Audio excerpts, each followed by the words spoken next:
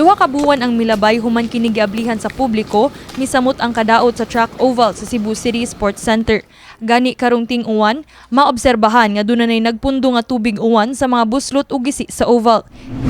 Gikordon karon ng usa ka bahin sa rubberized track oval dinhi sa Cebu City Sports Center kung asa makita ang mga damages ug gisi sa oval. Kini aron kalikayan ang disgrasya sa mga runners ug athletes nga padayon gihapong migamit sa maong oval. Subay niini, dunay usa ka atleta nga plano mo pasaka og kaso batok sa kontraktor sa oval kinsa na disgrasya samtang nagdagan nga matud pa tungod sa mga kadaot ug pagka-substandard sa oval. I'm asking for an investigation and a report to be submitted on my office sa katong bata nga natumba og na who broke her leg man tingali. Okay, there are CCTV cameras that captured what really happened on that fateful day for the child. So, in the event that magkinihaay sila, hasta ang Cebu City, sa papil pagkiha, natay mapakita nga assessment coming from the Cebu City Sports Center. Gani pipila ka mga atleta ang atong naabtan nga nag-training sulod sa oval ug mipadayag nga delikado alang kanila ang mga guba nga bahin niini.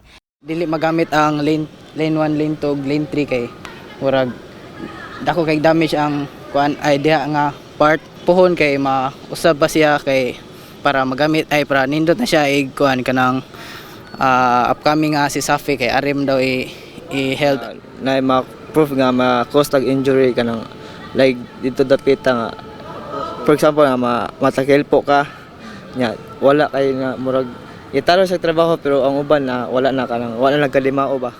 Mipatin-aw sab sa ilang habig ang SBD Builders kinsa kontraktor sa maong proyekto nga dili substandard ang ilang pagtrabaho niini apan kini tungod sa mga cultural nga kalihukan nga gipahigayon sulod sa sports center.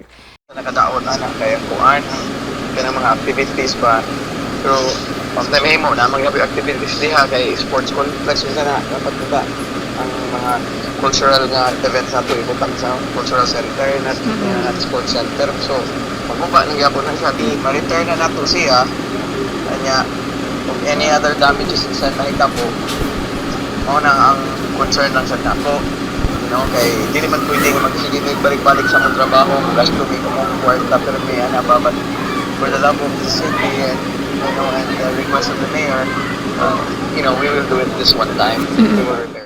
Mukabat ngadto sa sobra 3,000 ka tawo ang mobisita sa sports center matag adlaw ug dakong porsyento kanila ang track oval ang tuyo. Gani saysay sa head sa CCSC nga dako ang epekto sa revenue sa pasilidad kun ugaling masirhan pag-usabang oval sa CCSC.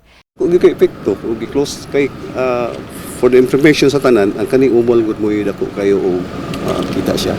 Ingon ta nga daily na ko ri 60 65 na ginas mga 30 na. Kini si Queenie Joligon alang sa MyTV Cebu.